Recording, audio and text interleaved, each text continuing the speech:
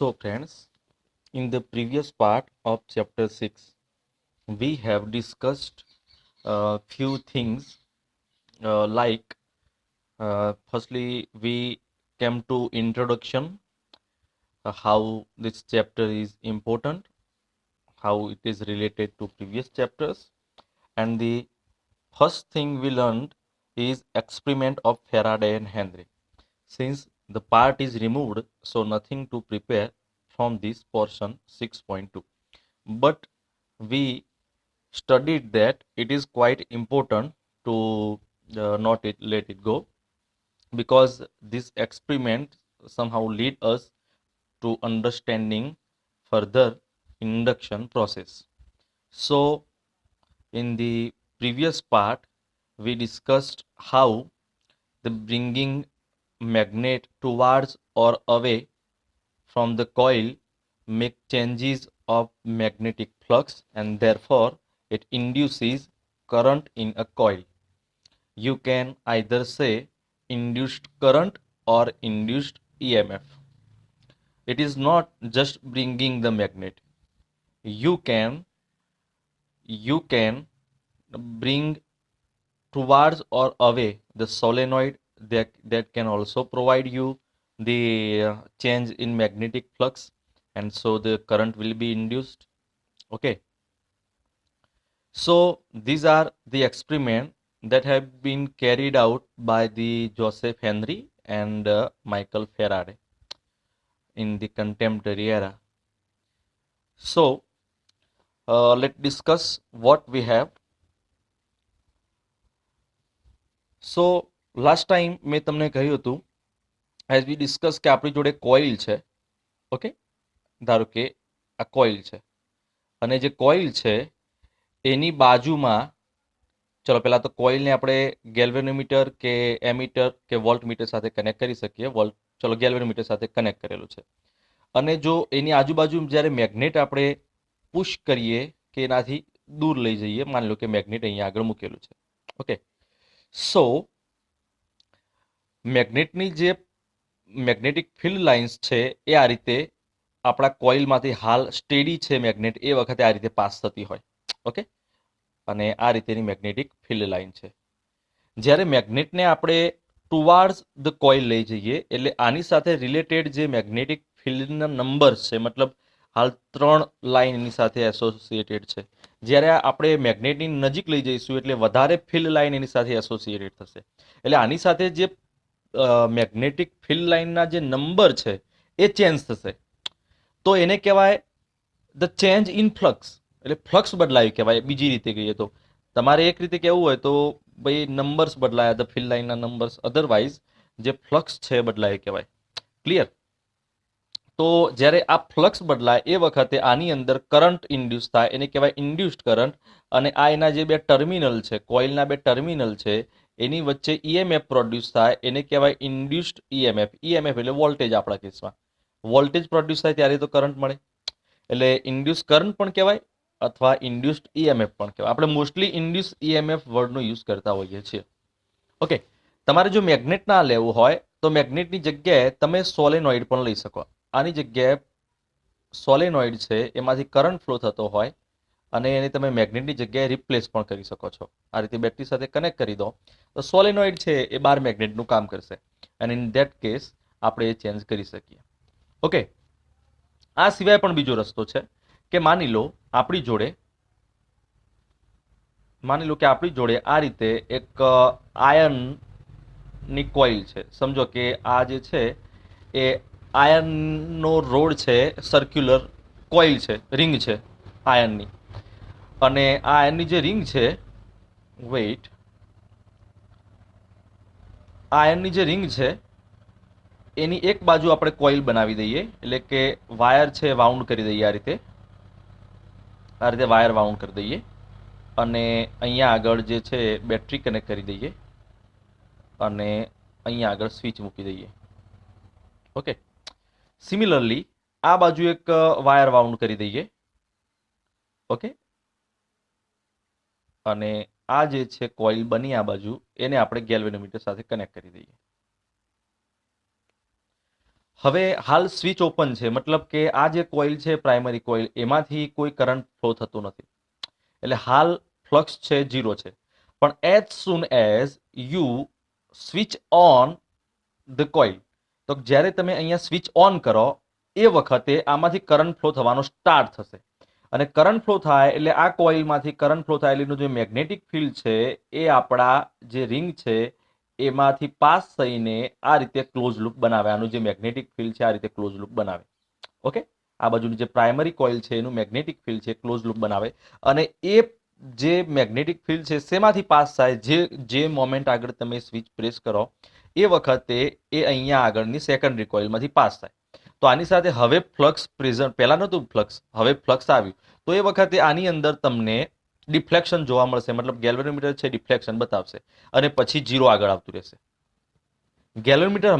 Galvanometer છે ને deflection બતાવે, મતલબ કે અહીંયા આગળ જુઓ, અહીંયા આગળ જે વોલ્ટમીટર છે એનો કેસ લો, ચલો વોલ્ટમીટર છે, સિમિલરલી આપણને એવું રિઝલ્ટ આપશે. આ મેગ્નેટને જ્યારે એની બાજુ પુશ કરો એ વખતે ડિફ્લેક્શન બતાવે, પછી 0 થઈ જાય. એને જ્યારે હવે લઈ જાઓ એટલે ઓપોઝિટ ડિરેક્શનમાં ડિફ્લેક્શન બતાવે, પછી 0 થઈ જાય.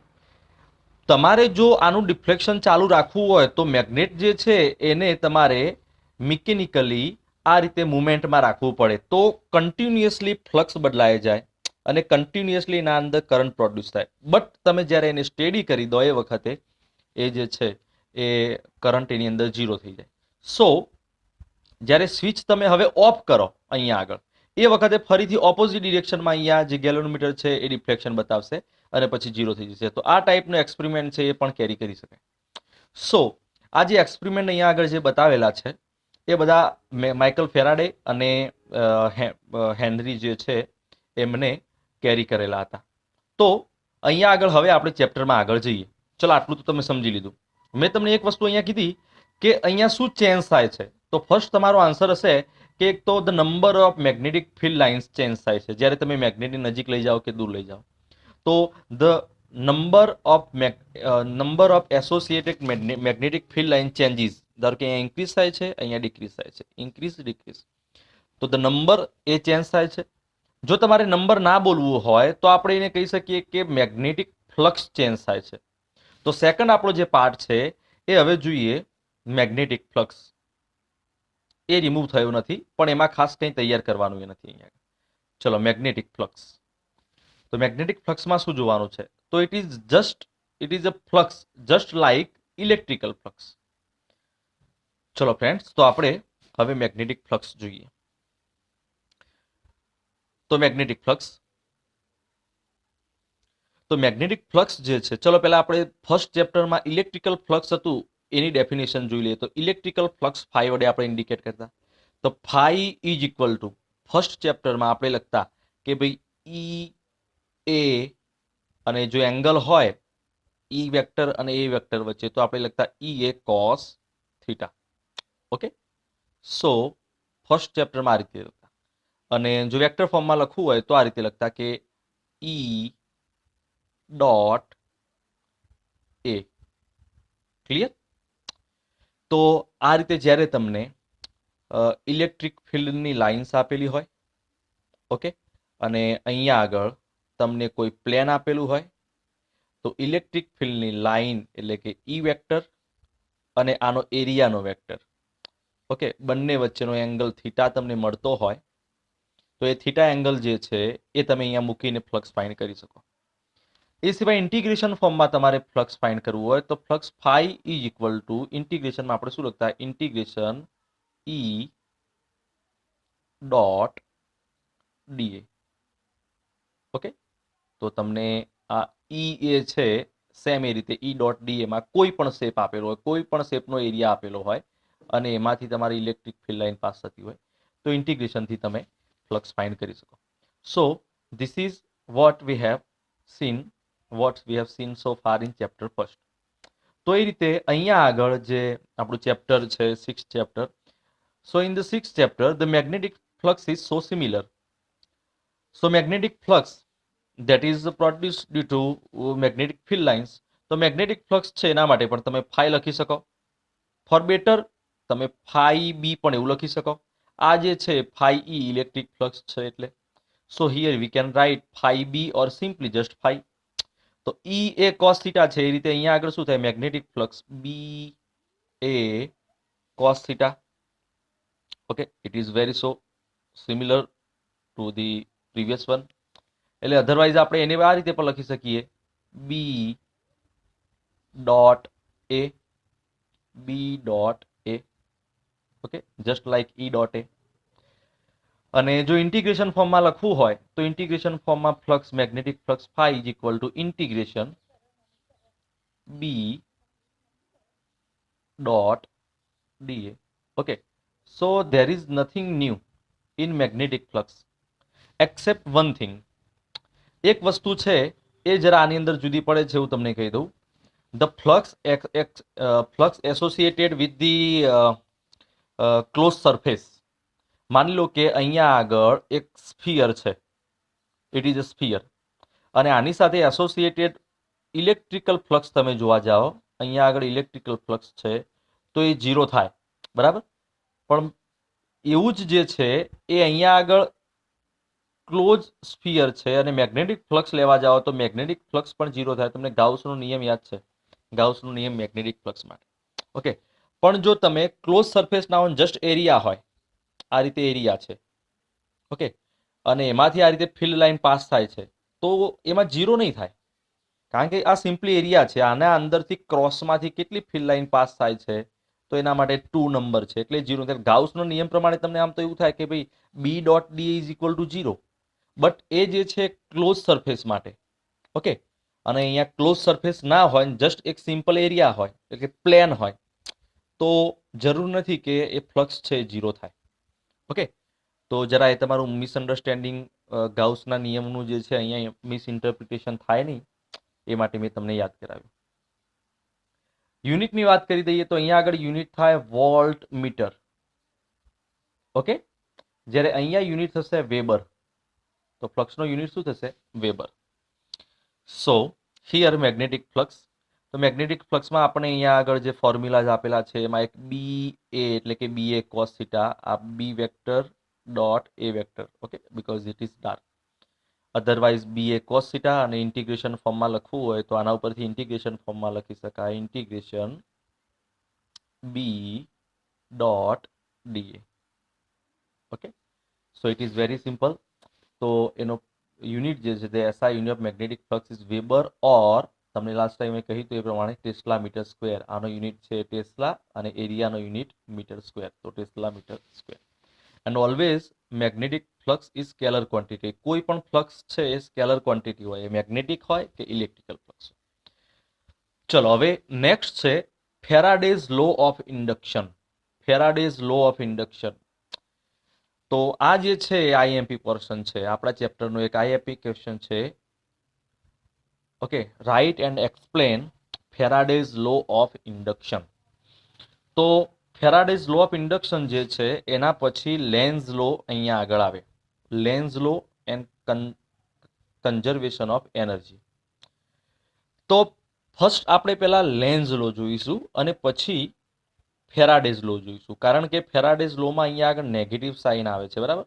અને પછી જ્યારે તમે જોશો ને એટલે તમને ખબર નહીં પડે કે negative sign indicates the direction of epsilon, hence the direction. Okay, this will be discuss in detail next section. તો આપણી બુકમાં જરા આ જે છે ને સીબીએસઈમાં એમાં આ પોર્શન છે ને આગળ પાછળ છે. એટલે ફર્સ્ટ થિંગ છે એ આપણે જોઈશું Lenz law. Okay, Lenz law. So, in 1831, German physicist Heinrich Friedrich Lenz deduced a rule known as Lenz law. તો 1831માં માઇકલ ફેરાડેના પેપર પબ્લિશ થયા હતા, એટલે કે આ જે ઇન્ડક્શન છે ને એ પબ્લિશ થયું. એના પછી એને રિલેટેડ લો આપ્યો 1834માં લેન્ઝ નામના સાયન્ટિસ્ટ, એટલે કે જર્મન ફિઝિસિસ્ટ હતા ફેડરિક લેન્ઝ. તો ચલો હું તમને સમજાવું કે ભાઈ લેન્ઝ લો કઈ રીતે. અને આ જે ટોપિક છે વેરી વેરી વેરી ઇમ્પોર્ટન્ટ છે, કારણ કે મોસ્ટલી એમસીક્યુ જે છે એમાં ફિગર બેઝ એમસીક્યુ જે છે એ આપણે આ ટોપિકમાંથી જોવાના હોય છે. So let's start the Lenz law. ચલો તો અહીંયા આગળ આ જે છે એને જરા એકવાર ફરીથી જોઈ લો.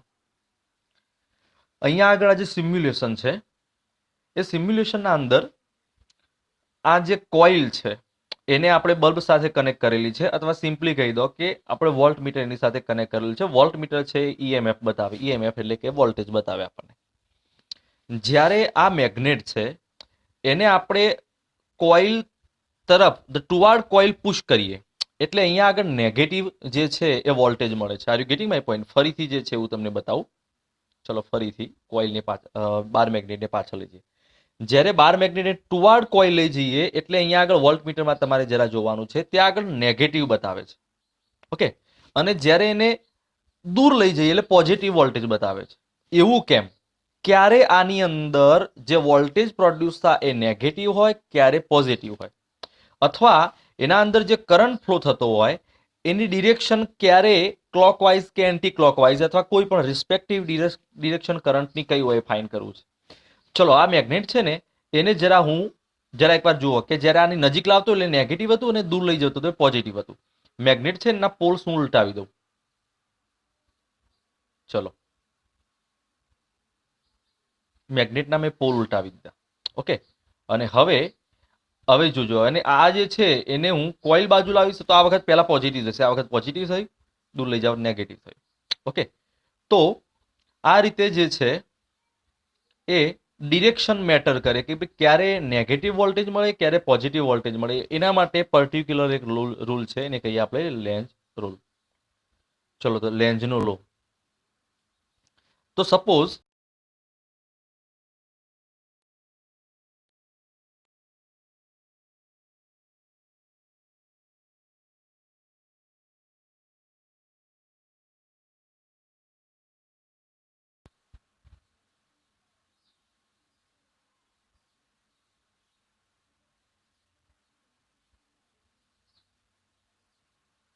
ચલો તો અહીંયા આગળ આપણી કોઇલ છે. તો કોઇલને જરા હું પ્રોપરલી ડ્રો કરું. ઓકે, અને એને આપણે ગેલ્વેનોમીટર સાથે કનેક્ટ કરેલી છે. And we want to find what I should say electromagnetic EMF, induce EMF. તો આ કોઇલનો આ બાજુનો જે ટર્ન છે એકચ્યુઅલી મારે પ્રોપરલી આને ડ્રો કરવી પડશે. ચલો અહીંયા આગળની જે કોઇલ છે, ઓકે, એમાં કોઇલનો આ બાજુનો ટર્ન છે એ આપણી બાજુ છે, એટલે મતલબ કે આ જે છે અંદરની બાજુનો, એટલે 3D માં આપણે ડ્રો કરેલું છે. Okay, you can get my point. And we connect it to a galvanometer and like this. ચલો તો આ રીતે આપણે કોઇલ પ્લેસ કરેલી છે અને અહીંયા આગળ જે છે એ આપણે બાર મેગ્નેટ મૂકેલો છે, બરાબર. અને બાર મેગ્નેટ છે એનો અહીંયા એન પોલ અને એસ પોલ છે, બરાબર. એટલે આની જે ફિલ્ડ લાઈન છે એ આ રીતે આની અંદરથી નીકળે છે. એન પોલ છે એટલે comes out of the N pole.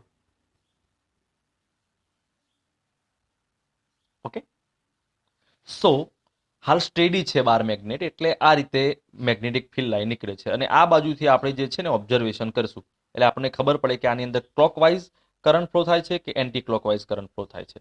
Okay, so this is the direction of observation. So are you getting my point? ચલો માની લો કે આ જે છે એની અંદર તમે જ્યારે મેગ્નેટ છે એને ટુવાર્ડ્સ ધ કોઇલ પુશ કરો છો, એટલે કે કોઇલ બાજુ તમે લઈ જાઓ છો. અને કોઇલ બાજુ લઈ જાઓ છો એ વખતે આની અંદર માની લો કે ક્લોકવાઇઝ ડિરેક્શનમાં કરંટ ફ્લો થાય છે. ઓકે, તો પહેલા મારે તમને સમજાવવું પડશે કે ક્લોકવાઇઝ ડિરેક્શનમાં કરંટ ફ્લો થાય તો ત્યાં આગળ ચલો એનું જરા પહેલા મારે ઇન્ફોર્મેશન તમને આપવી પડશે. ફ્રેન્ડ્સ જરા ખાસ ફોકસ કરજો, કારણ કે આપણે સીબીએસઈમાં એકદમ કૂદકા મારેલા છે એક ટોપિક ઉપરથી બીજા ટોપિક ઉપર. જ્યારે તમને અહીંયા આગળ કોઈ કરંટ કેરિંગ લૂપ આપેલું છે, માની લો કે અહીંયા આગળ આ લૂપમાં કરંટ ફ્લો થાય છે અને આ આપણે જોઈએ છીએ તો આપણને ક્લોકવાઇઝ ડિરેક્શનમાં કરંટ ફ્લો થતો લાગે છે. તો આ બાજુનો જે પોલ છે એ નોર્થ પોલ હશે કે સાઉથ પોલ એ ડિટરમાઇન કરવું હોય, અને એ રીતે માની લો કે અહીંયા આગળ કાઉન્ટર ક્લોકવાઇઝ એટલે કે એન્ટી ક્લોકવાઇઝ ઓપોઝિટ ડિરેક્શનમાં કરંટ ફ્લો થાય છે, તો કયો પોલ કયો હશે, એ નોર્થ પોલ ક્યારે બનશે અને સાઉથ પોલ ક્યારે બનશે એ ડિટરમાઇન કરવું હોય તો જુઓ, જ્યારે આ રીતે તમે જોતા હોય અને તમને જે ક્લોકવાઇઝ ડિરેક્શનમાં કરંટ ફ્લો થતો હોય તો તમારે આ રીતે એસ ઇમેજાઇન કરવાનો, એસ. તો આ જે છે ને હંમેશા સાઉથ પોલ બનશે. ઓકે, તો જ્યારે કરંટ તમારો આ રીતે મેં કહ્યું એ પ્રમાણે જે કહેવાય ક્લોકવાઇઝ ડિરેક્શનમાં ફ્લો થાય એ વખતે તમારા બાજુનો જે પોલ છે સાઉથ પોલ બનશે, અને આ રીતે કાઉન્ટર ક્લોકવાઇઝ એટલે કે એન્ટી ક્લોકવાઇઝ ડિરેક્શનમાં ફ્લો થાય એટલે તમારે આ રીતે એન ઇમેજાઇન કરવાનો છે, તો એ હંમેશા નોર્થ પોલ બનશે. ઓકે, હવે એક્ઝામ્પલ તરીકે તમને અહીંયા આગળ હું સમજાવું કે આ રીતે આપણને આમ સોલેનોઇડ આપેલું છે.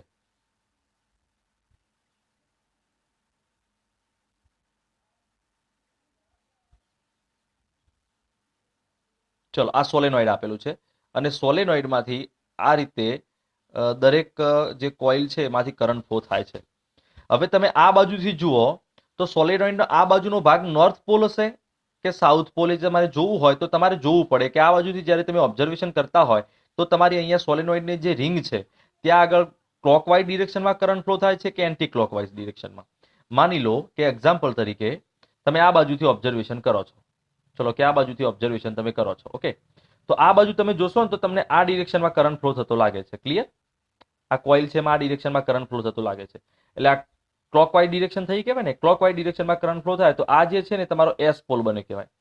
તો ઓબ્વિયસલી આ બાજુનો પોલ કયો બની જાય? એન પોલ બની જાય. એટલે આ બાજુથી મેગ્નેટિક ફિલ્ડ લાઇન જે છે એ નીકળે છે અને આ બાજુ એન્ટર થાય છે, એવું તમને ખબર પડી જાય. આ બાજુ એન્ટર થાય છે. તો કોઈ પણ રિંગમાં પોલ કયો છે એ તમારે ડિટરમાઇન કરવું હોય તો જરા આટલું જોવાનું છે. ક્લોકવાઇઝ ડિરેક્શનમાં હોય તો આ રીતે એસ જે છે ઇમેજાઇન કરવાનો. જ્યારે આવું ક્લોકવાઇઝ ડિરેક્શનમાં આવે ને તો એસ ની ફિગર આવી ઇમેજાઇન કરવાની છે, અને કાઉન્ટર ક્લોકવાઇઝ આવે તો એન ની ડિરેક્શન, અને આ રીતે રિસ્પેક્ટિવ પોલ બની જશે. Are you getting my point? એવું અઝ્યુમ કરીને હું આગળ જઉં છું. ચલો, તો હવે અહીંયા આગળ જુઓ. ચલો, હવે માની લો કે જ્યારે તમે આ મેગ્નેટ છે એને આ રીતે સ્ટેડી રાખેલો છે અને હવે એને ટુવાર્ડ્સ લૂપ એટલે કોઇલની બાજુ તમે હવે મેગ્નેટને લઈ જાઓ છો, અને એક્ઝામ્પલ તરીકે આ જે છે એસ પોલ બને એવું વિચારો. ધારો કે એક્ઝામ્પલ તરીકે એસ પોલ બને છે. ઓકે, એટલે એસ પોલ બનતો હોય એનો મતલબ શું કે આને આ રીતે આપણે આ બાજુથી ઓબ્ઝર્વેશન કરતા હોય તો ક્લોકવાઇઝ ડિરેક્શનમાં કરંટ ફ્લો થતો હોય આ રીતે. ઓકે, તો આ રીતે તમારા લૂપમાં જે છે ક્લોકવાઇઝ ડિરેક્શનમાં કરંટ ફ્લો થતો હોય. ક્લિયર? અને એસ પોલ બને. એક્ઝામ્પલ તરીકે માની લો કે જ્યારે તમે આ નોર્થ પોલને તમે આ બાજુ લઈ જાઓ છો બાર મેગ્નેટના, અને એ વખતે માની લો સપોઝ કે આ બાજુનો જે પોલ છે, તમારી બાજુનો જે પોલ, કે આ જે નોર્થ પોલ છે ને એની સામેનો પોલ, આ બાજુનો જે પોલ છે ને પાછળનો ભાગ, એ તો નોર્થ બનશે ને, પણ આ તમારી બાજુનો જે છે સાઉથ બનશે. એ માની લો કે સાઉથ પોલ બને છે. તો તમારે શું કરવાનું થાય? તો તમે બાર મેગ્નેટને થોડો ધક્કો કરો, લિટલ પુશ કરો, થોડો ધક્કો કરો, તો આની જે ફિલ્ડ લાઇન આની સાથે એસોસિએટેડ છે મેગ્નેટિક ફ્લક્સ ચેન્જ થશે. Okay, first thing magnetic flux change થશે. મેગ્નેટિક ફ્લક્સ ચેન્જ થશે તો આની અંદર આ રીતે કરંટ જે છે ઇન્ડ્યુસ થશે, ઇન્ડ્યુસ કરંટ પ્રોડ્યુસ થશે. કઈ ડિરેક્શનમાં? તો આ રીતે ક્લોકવાઇઝ ડિરેક્શનમાં કરંટ ઇન્ડ્યુસ થશે. અધરવાઇઝ તમે શું કહી શકો તો કે ઈએમએફ પ્રોડ્યુસ થશે. ઓકે, ઓકે, આ પોલ કયો બનશે? તો આપણે એઝ્યુમ કર્યો સાઉથ પોલ બનશે. તો એનો મિનિંગ એવો થયો કે હવે તમારો આ જે બાર મેગ્નેટ છે એને હવે ધક્કો મારવાની જરૂર નથી. તમે થોડો ધક્કો મારીને આને મૂકી દો એટલે હવે આપોઆપ એટ્રેક્ટ થઈને અહીંયા આગળ સાઉથ પોલ બન્યો અને અહીંયા આગળ નોર્થ પોલ બન્યો. તો બંને વચ્ચે એટ્રેક્શન થશે અને એટ્રેક્શન થઈને તમારું જે બાર મેગ્નેટ છે એ આપોઆપ એની બાજુ જશે, એવું થશે એનું મિનિંગ. તો મતલબ અહીંયા આગળ કોઈ હવે મિકેનિકલ વર્ક કરવાનું રહ્યું નથી. તમે જસ્ટ અહીંયા મિકેનિકલ વર્ક શું કર્યું? તો મિકેનિકલ વર્કમાં તમે એવું કર્યું કે જસ્ટ બાર મેગ્નેટને લિટલ પુશ કર્યું ટુવાર્ડ કોઇલ, અને તમે એઝ્યુમ કર્યું કે આ બાજુ સાઉથ પોલ બને છે. તો તમે પુશ કર્યું તો હવે એટ્રેક્શન એની જાતે થશે અને બાર મેગ્નેટ એની બાજુ જશે.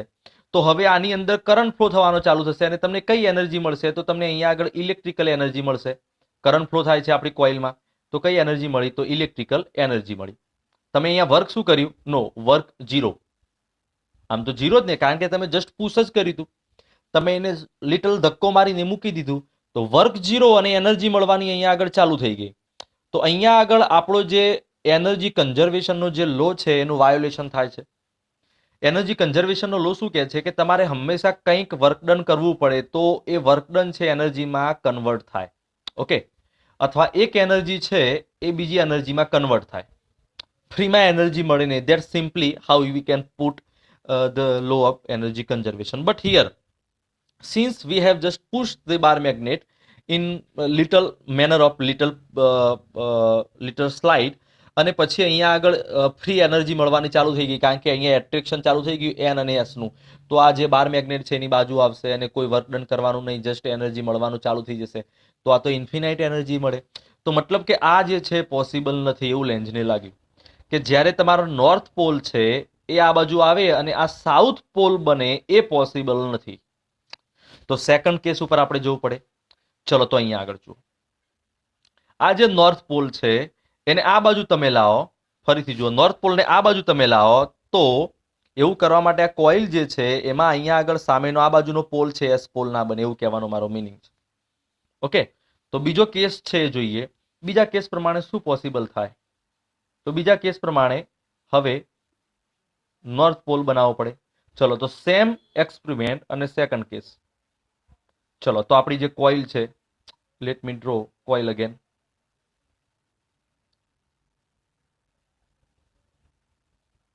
ચલો તો આ કોઇલ છે, એને અગેન આપણે ગેલોરીમીટર સાથે કનેક્ટ કરી દઈએ two measure the amount of induce current. Okay, અને સિમિલરલી જે બાર મેગ્નેટ મૂક્યો તો એ રીતે જ મૂકી દઈએ, લાઈક નોર્થ પોલ આ બાજુ હતો અને સાઉથ પોલ આ બાજુ હતો, like in the previous case. Okay, આ રીતે જે રીતે નોર્થ પોલ અને સાઉથ પોલ હતો એ રીતે નોર્થ અને સાઉથ પોલ સિમિલર. ઓકે, અને આની જે મેગ્નેટિક ફિલ્ડ લાઇન્સ છે એ આ રીતે એમાંથી પાસ થાય છે, like we said previously. Okay, ચલો હવે આ જે છે બાર મેગ્નેટને આપણે પહેલાની જેમ જે લાસ્ટ ટાઈમ કર્યું હતું એ રીતે એને ટુવાર્ડ્સ કોઇલ આપણે પુશ કરીએ અને આ વખતે અઝ્યુમ કરીએ કે આ બાજુનો જે પોલ છે એ નોર્થ પોલ બને છે. ચલો કે નોર્થ પોલ બને છે તો એન આ રીતે ડ્રો કરવાનો. That will help you to understand. ચલો એન આ રીતે ડ્રો કરવાનો એટલે તમને ખબર પડે કે આમાં એન્ટી ક્લોકવાઇઝ ડિરેક્શનમાં કરંટ ફ્લો થશે. તો આ રીતે તમે ઓબ્ઝર્વેશન આ બાજુથી કરતા હોવ. ઓકે, તો તમને ખબર પડે કે ભાઈ એન્ટી ક્લોકવાઇઝ ડિરેક્શનમાં આ રીતે કરંટ ફ્લો થાય છે. ઓકે, ચલો હવે નોર્થ પોલ બને તો શું થશે? તો લાઈક તમે અહીંયા આગળનું જે મેગ્નેટ છે એને લિટલ પુશ કર્યું, લિટલ પુશ કર્યું તો આની અંદર ઇન્ડ્યુસ કરંટ પ્રોડ્યુસ થયો, ઇન્ડ્યુસ EMF પ્રોડ્યુસ થયો, વોટ એવર ઇટ ઇઝ.